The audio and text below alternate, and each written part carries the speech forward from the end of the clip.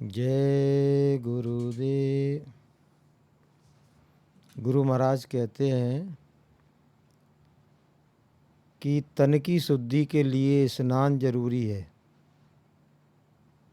धन की शुद्धि के लिए दान जरूरी है और मन की शुद्धि के लिए ध्यान जरूरी है।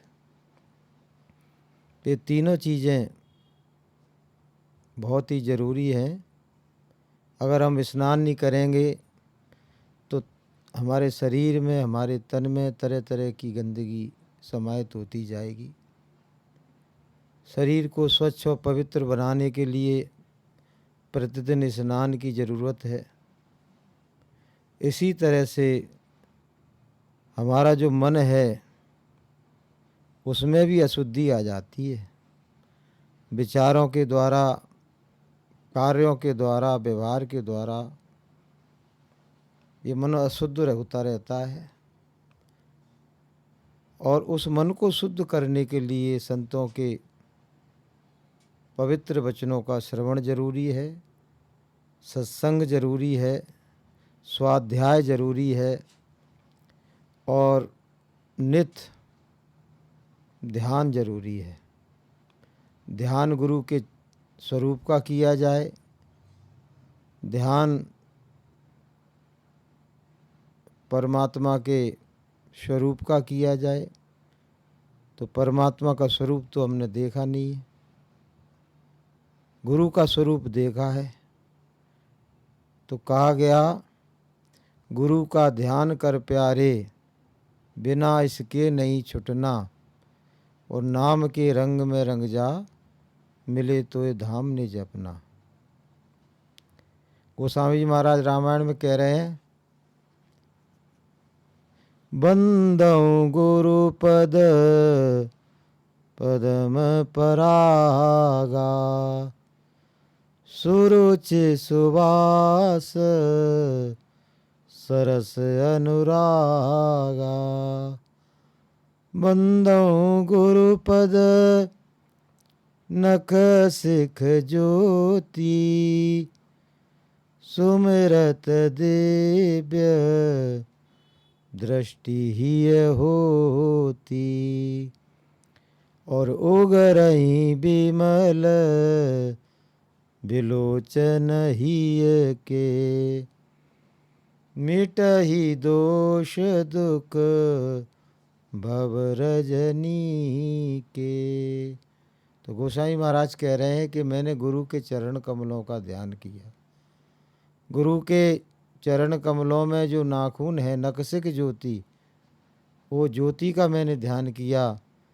तो उसका मुझे क्या परिणाम मिला कि मेरी दिव्य दृष्टि यानी जीवात्मा की आँख, दिव्य चक्षु, थर्ड आई मेरी खुल गई। सुमरत दिव्य दृष्टि यही होती, मेरी दृष्टि दिव्य दृष्टि हो गई। उस दिव्य दृष्टि से मैंने परमात्मा के, भगवान राम के दर्शन किए और मैंने सारे देवी देवताओं के दर्शन किए। तो गुरु के चरण कमलों का ध्यान हमारे मन की अशुद्धि को दूर कर सकता है। मन की अशुद्धि, मन के विकार, मन का दूषित होना, इसी के द्वारा इंसान बुरे बुरे कर्म करता है, पाप कर्मों में रत रहता है, विकारी भाव बना रहता है, बुरे कार्य करता रहता है। और यदि उसका मन शुद्ध हो जाए, मन उसका पवित्र हो जाए, निर्मल हो जाए, तो क्या होगा कि यदि मन तुम्हारा पूर्णतः पवित्र हो जाएगा, तो कबीर साहब कह रहे हैं कि कबीर मन निर्मल भया, और जैसे गंगा नीर, और पीछे पीछे हरि फिरे, कहें कबीर कबीर। अगर हमारा मन गंगा के जल की तरह पवित्र निर्मल हो जाए तो भगवान हमारे पीछे पीछे, जैसे कबीर साहब के पीछे भगवान फिरते थे, ऐसे हमारे पीछे भी फिरेंगे। लेकिन मन को निर्मल और पवित्र बनाने की ज़रूरत है।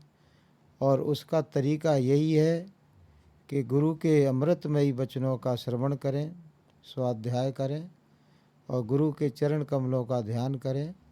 और गुरुदेव ने जो परमात्मा के पवित्र नाम हमको बताए हैं नामदान के समय, दीक्षा के समय,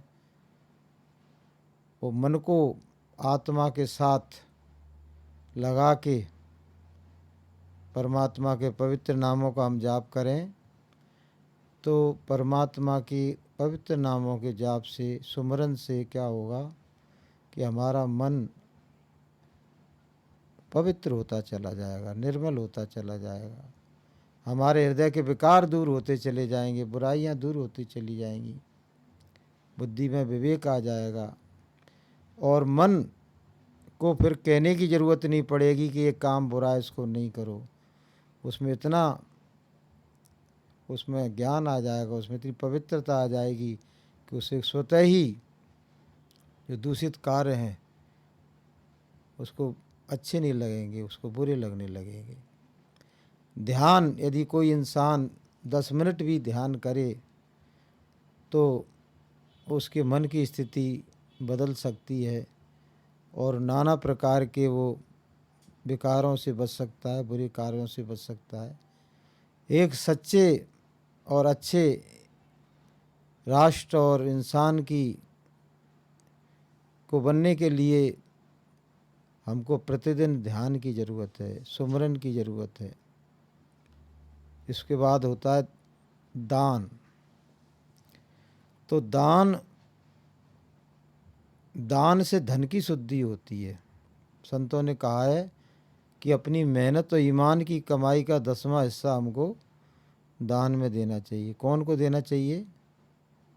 दान दीन को दीजिए जिसको ज़रूरत है, मिटे दर्द की पीर, औषधता को दीजिए जाके रोग शरीर।